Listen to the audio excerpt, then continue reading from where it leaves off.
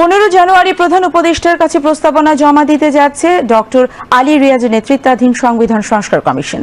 সংবিধান বিষয়ে 54,000 মতামত ও 120টি দেশের সংবিধান পর্যালোচনা করে বিভিন্ন প্রস্তাবনা ও সুপারিশ করতে যাচ্ছে সংস্কার কমিশন। বিস্তারিত আফরিন জাহানের প্রতিবেদনে। সংবিধান সংস্কার কমিশনের সুপারিশের মধ্যে থাকতে পারে রাষ্ট্রপতি ও প্রধানমন্ত্রীর ক্ষমতার ভারসাম্য আনা, টানা 2 বারের বেশি কেউ প্রধানমন্ত্রী হতে পারবেন না, প্রধানমন্ত্রী ও দলীয় প্রধান এক ব্যক্তি হবেন না, দ্বিকক্ষ বিশিষ্ট সংসদ, সংবিধানের 70 অনুচ্ছেদে পরিবর্তন আনা সহ নানা প্রস্তাব।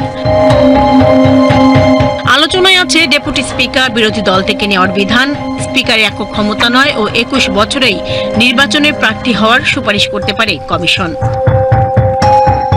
এ বিষয়ে সংবিধান সংস্কার কমিশনের প্রধান ডক্টর আলী রিয়াজ বলেন, বিভিন্ন পক্ষের প্রস্তাবনা এবং 120টি দেশের সংবিধান পর্যালোচনা করে প্রস্তুত করা হয়েছে সংস্কার প্রস্তাবনা। অত্যন্ত স্বল্প সময়ের মধ্যে আমাদেরকে কাজটা করতে হয়েছে, ফলে অনেক জায়গায় আরেকটু বেশি সময় দিতে পারলে, আরেকটু গভীরভাবে দেখতে পারলে আমাদের জন্য সুবিধা হতো। যে সমস্ত তথ্য দিয়ে আমরা পেয়েছি সেগুলোর একটা সারাংশ দেব আমরা কনসালটেশন প্রসেসের মধ্যে যে মতামতগুলো পেয়েছি সেগুলোর একটা ট্রান্সক্রিপশন জমা দেওয়ার পরিকল্পনা আমাদের আছে। কে কি বলেছেন, তারা লিখিতভাবে যারা জমা দিয়েছেন সেগুলোর সারাংশ, সেগুলো আমরা জমা দেবো, যাতে করে যে কেউ শুধুমাত্র এই যে পরামর্শগুলো, যে সুপারিশগুলো, সেই সুপারিশগুলোর ভিত্তিটা কোথায়। আমাদের কাঠামোগত দিক থেকে আমরা যেটা প্রতিবেদনের কাঠামো হিসেবে বিবেচনা করেছি সেটা হচ্ছে যে আমরা কিছু সুপারিশ দেবো, তার সঙ্গে কিছু যুক্তিগত কেন সুপারিশগুলি দেওয়া হচ্ছে। ডক্টর আলী রিয়াজ মনে করেন, সংবিধান পুনর্লিখন না হলেও কার্যকর সংস্কারের মাধ্যমে জন আকাঙ্ক্ষা বাস্তবায়ন করা সম্ভব। তিনি বলেন, গণতান্ত্রিক আকাঙ্ক্ষার প্রতিফলন ঘটাতে হবে, জবাবদিহির ব্যবস্থা করতে হবে।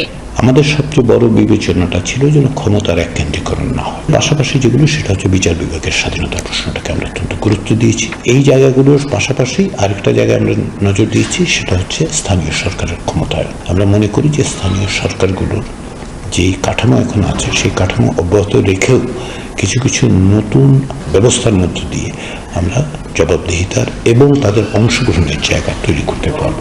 সংস্কার কমিশন প্রধান বলেন, সংবিধানে 1972 সাল থেকে যে 17টি সংশোধন হয়েছে সেগুলো বিবেচনা করে এগুলোর শেষ পর্যন্ত কি লক্ষ্য অর্জিত হয়েছে তাও বিবেচনায় নিয়েছে সংস্কার কমিশন। ব্যাখ্যা প্রয়োজন হতে পারে যে পরামর্শটা। আফরিন জাহান, বিটিভি নিউজ, ঢাকা।